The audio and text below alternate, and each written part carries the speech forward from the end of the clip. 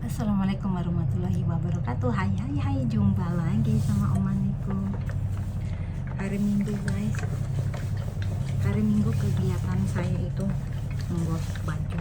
Kemarin nyuci kan udah keringnya malam gitu. Nah jadi pagi-pagi hari Minggu digosok. Tapi ya Allah, astagfirullahaladzim, ini hari bener-bener udah pagi-pagi udah menguras emosi guys. Ada cerita, ya Allah. Dan pagi-pagi saya masak air, sudah itu nyuci itu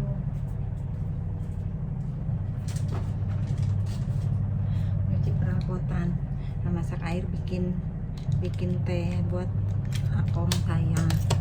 Nah sudah itu saya ngisi air, wastafelnya mampet. Astagfirullahaladzim, ya Allah, pagi-pagi udah dibikin emosi ya. Mampet itu biasanya kalau saya kasih masak air panas gitu ya, masak terus disiram pakai air panas mendidih, itu biasanya turun. Tadi itu saya sampai masak ada 10 liter air kali lebih, berapa banyak banget, kagak turun. Nggak turun, ya udahlah, mana udah siang, saya harus ke rumah bos saya gosok baju. Semalam saya kan tidur di rumah nenek saya. Biasanya kalau weekend itu saya tidur kan di rumah bos. Nah anak saya yang laki itu yang saya jagain kagak bisa tidur, jepitannya turun, nggak bisa tidur. Jadinya saya tidur di sana, soalnya kalau enggak saya pun nanti nggak bisa tidur. Dia kalau nggak bisa tidur kan ngajakin ngobrol lah, marah-marah lah, sebenarnya kan jadi kurang tidur. Ya gimana ya, namanya orang kurang tidur kan kepalanya sakit, apalagi kalau udah usia kayak saya yang gini kan ya. Pokoknya pagi-pagi udah dibikin, ya Allah, kata saya ada aja, astagfirullahaladzim. Nggak tahu dari sekarang bisa nggak. Udah gitu kalau misalnya itu apa namanya, tempat cuci piring itu basin ya, namanya apa, wastafel ya apa. Nah itu kalau misalnya mampet, kadang-kadang nenek saya suka mukanya hitam ya, padahal kan kita kayak tahu ya udah disaring, udah itu. Cuman kan kalau gitu juga lama-lama berapa puluh tahun sekali pasti kan ada mampetnya. Cuman ya udah, biarilah, udah terserah lah, ya Allah, sabar. Kalau ada masalah dikit pasti betubi, ada lagi, nyambung lagi ya Allah. Jatuh guys itunya, tapi ini jatuh ke bawah, tengkurap. Nah itu saya lagi nyuci lagi sekali. Kalau nyuci itu cuma 3 orang, tapi nyucinya itu sampai berkali-kali. Kadang-kadang ya gini, kalau kerja sama orang tuh makanya harus sabar. Kerja di luar negeri itu nggak gampang guys. Kalau mental kita, hati kita nggak kuat, saya harus kuat semuanya. Kadang-kadang ya Allah,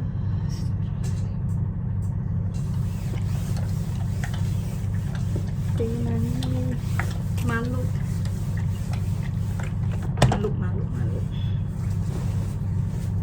Kelihatan bosan, nggak apa-apa ya, orang lagi gosok. Biasanya saya kalau gosok dari jam 7, misalnya jam 7 nanti sampai jam 10 baru selesai.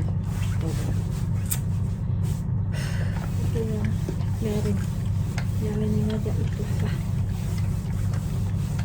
udah kerjaannya. Cuman kadang-kadang kita kan nggak selamanya punya hati seneng, kadang-kadang kita juga kan ya hati kita ada lagi nggak mood apa-apa, tapi tetap kita harus sabar.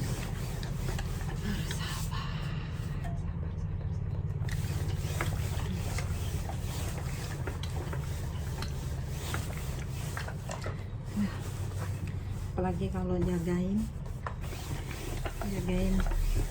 anak yang istimewa.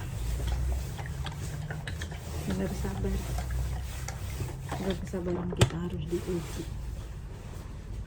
Masalahnya apa kan nanti nggak tahu moodnya lagi nggak itu, dianya atau marah atau gimana gitu.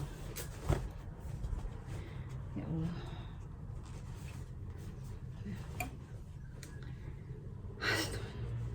atau udah ini air di rumah udah bisa apa belum ya, mudah-mudahan aja udah bisa, kalau enggak juga makanya. Nah pas datang ke sini dibikin tambah emosi lagi guys. Ya Allah, astagfirullahaladzim.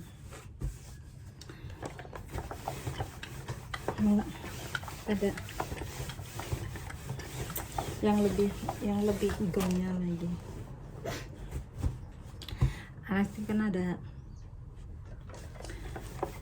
gimana ya, mentang-mentang kita pembantu ya, kita pembantu itu kan helper itu kan bantuin ya, maksudnya kan saling bantu lah, jangan semuanya ke kita. Nyuci baju renang, saya kan kalau ke sini ini, saya kan tinggalnya kan di rumah nenek, cerita gitu. Nah udah selesai tuh, seminggu sekali datang ke rumah bos saya itu bersih-bersih lah, 1 minggu gitu. Nah udah gitu anak saya itu sama emaknya itu kan berenang itu hari Rabu berenang. Nah saya datangnya kan Jumat, hari Sabtu pagi ya, Sabtu pagi, kalau enggak Jumat malam, kalau enggak mau tidur di sini ya Sabtu pagi. Baju renang belum dicuci dari hari Rabu. Bayangin, baju renang itu kan nggak perlu dicuci pakai sabun, benernya dikucek aja. Nah, baju renang itu kan sama aja kayak pribadi gitu, dia kan nggak pakai bra ya, nggak pakai BH, terus gimana ya, orang yang cuci sendiri udah kucek-kucek aja. Itu juga nggak harus dibawasan kan, nggak boleh, soalnya kan warnanya, jadi dikeringin aja, digantungin, udah nungguin saya datang.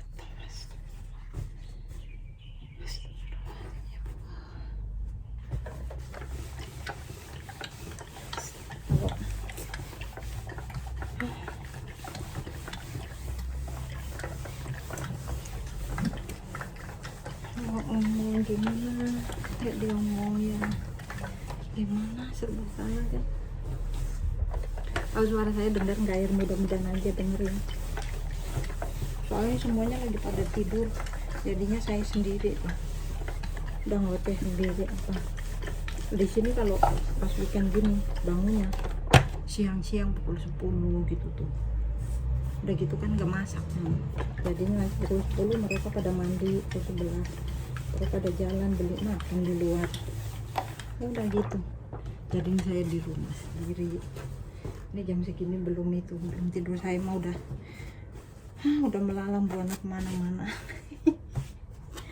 Mereka masih ngungguk.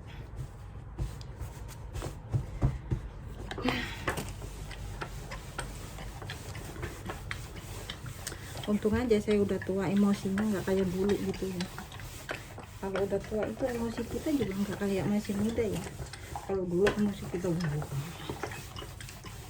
apa dikit nggak boleh tahan emosi. Kalau sekarang mah calm down, go down, calm down gitu.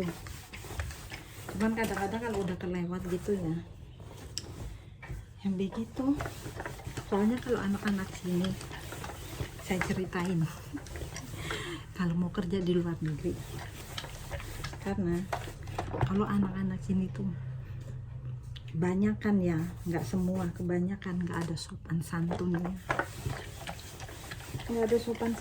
mereka itu nggak ngerti cara menghargai orang gitu, jarang ada, cuman jarang. Banyak kan begitu. Masalahnya saya banyak, semua temen juga banyak yang pada cerita gitu sih,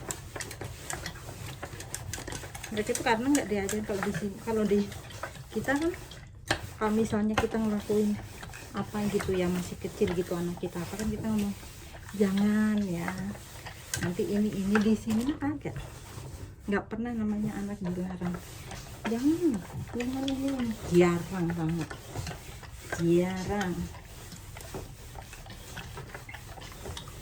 Udah diemin aja gitu. Kalau saya dulu jagain 1, 2, 4 itu sama ponakan 2, terus anak yang saya jagain 2. Cuman kan mereka tinggalnya kan di nenek, nanti kalau malam sama orang tuanya diambil yang 2. Nah kalau yang 2 kan sama saya. Itu tuh yang 1 aja tuh, yang 1 tuh lain.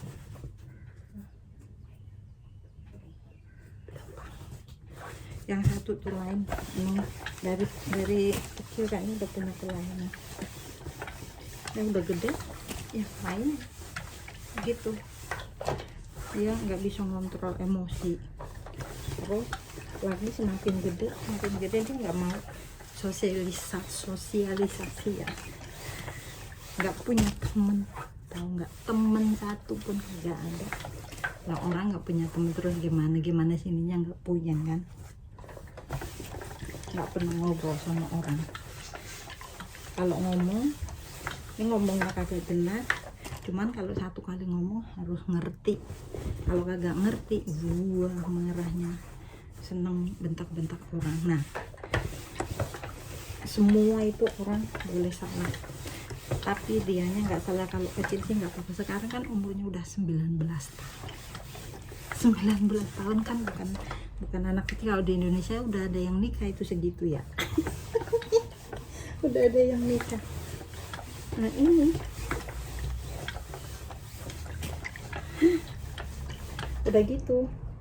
Yang saya nggak sukanya kalau sama orang tuanya sih nggak apa-apa, kalau sama neneknya ya emang sih ya, kalau namanya nenek pasti biar gimana gitu cucu di itu. Kalau misalnya itunya yang namanya juga bocah begitu ya, kadang-kadang kita ngerti. Cuman kalau udah terlalu itu juga kita kadang sakit hati juga ya. Maksudnya udah tua, udah punya cucu, apalagi kayak saya udah jadi nenek, ditunjuk-tunjuk, dikatain stupid, coba sakit hati enggak? Kalau kita salah nggak apa-apa, bahkan kita nggak salah digituin, ya Allah sakit. Kalau neneknya mah dia begitu 19 tahun lo, makan aja agak bisa ngambil sendiri. Sekolah sih tamat sekolahnya SMA, cuman gitu karena sama nenek kebiasaan dimanja.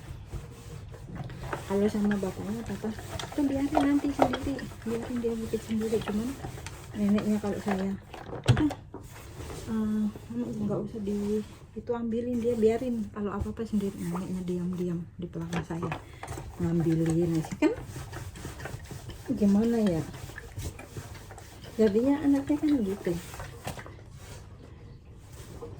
Udah gitu kalau makan itu nggak mau yang nggak maunya, makanya enak-enak mulu. Tiap malam makan keluar tuh agak mau beli sendiri. Udah capek masak seharian, baru aja duduk mandi beli keluar. Padahal dia kan ngapa cuma main HP. Orang kayak beli kayaknya enggak. Ya Allah, susah lah. Kadang-kadang ya kita ngertiin emang keadaan ya begitu, tapi ya dianya kagak mau berusaha, pingin sembuh. Ya udah gimana, kalau orang sakit gitu kan yang bisa nyembuhin kan diri sendiri ya, ada niat. Kalau dari dirinya nggak ada niat pingin sembuh, ya mau kita bawa berobat kemana pun ke ujung dunia ya nggak bakalan. Kalau emang itu dari pikiran kan dari pikiran itu, kecuali kalau misalnya sakit amit-amit yang apa gitu. Kalau ini kan pikiran mentalnya. Nah kalau mentalnya dia nggak mau itu ya susah.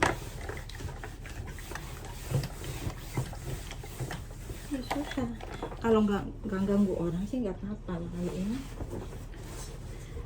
Lah tidur kalau nggak bisa tidur kan tidurnya sama saya, nggak bareng lain, itu cuma satu kamar gitu kan emang dari kecil, dari bayi kan saya urus ya.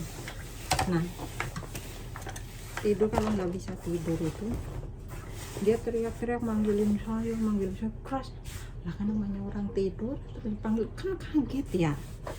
Allah cepet mati dah jantungnya lah, kaget udah gitu dia kan ngoceh-ngoceh gitu, saya suruh jawabin lah, namanya orang tidur diajak ngobrol bagaimana, nanti kalau saya nggak mau dia marah, nanti kalau saya tidur lagi dipanggil lagi, ya Allah astagfirullah, terus kapan saya istirahatnya. Nah makanya saya nggak mau tidur lagi sama dia, karena ya gimana ya, kita siang kerja pak, malam kan kita butuh istirahat tenaga kita juga lah. Kalau udah juga bener-bener semalaman kagak tidur, kitanya diajakin ngobrol, kata dia nggak usah ngomong apa, jawabnya tetep aja, namanya mulut kita jawab kan otomatis kitanya melek ya enggak. Nggak tahu dah gimana itu, nggak tahu juga nanti bisa sembuh apa enggak, kalau gitu saya juga nggak tahu. Ya Allah, udah dulu ya guys ya cerita pagi saya guys. Nggak tahu mau ada apa, ya Allah, ada aja. Astagfirullahaladzim. Udah saya akhirin di sini. Wassalamualaikum warahmatullahi wabarakatuh. Bye bye, love you all.